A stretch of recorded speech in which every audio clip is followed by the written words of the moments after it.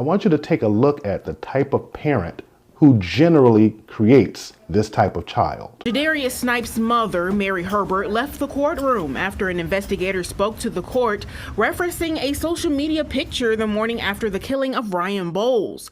The investigator says the photo showed Snipes with a gun and throwing gang signs with younger boys, influencing them when officials say they should have been in school. I'm entitled to be angry. I'm entitled to be pissed off. I'm entitled to walk away when I don't want to hear BS. The judge ordered deputies to place her in handcuffs after she refused to come back inside the hearing. So for anybody to try to condemn me or force me to listen and tell me I wanted you to be there for your son, no, you wanted me to listen to y'all lies. Because if you was actually there for my son in a judicial way, you would have never allowed none of this stuff to happen. I think she is just making excuses for her son and for his actions and not taking responsibility, and he doesn't either.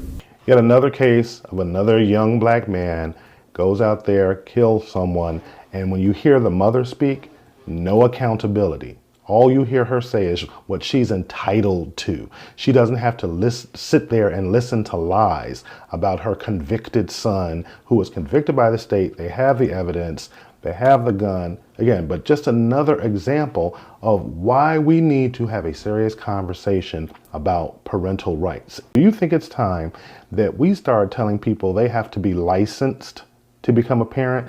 You have to take some sort of mandatory class or series of classes before you become a parent?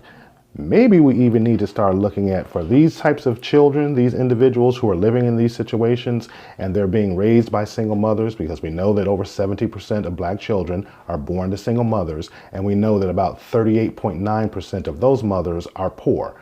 Maybe we need to start telling these mothers, these single mothers who are raising these monsters, or I'm sorry, not raising these monsters, hey, your kid goes out and commits this offense, you lose all access to the welfare system.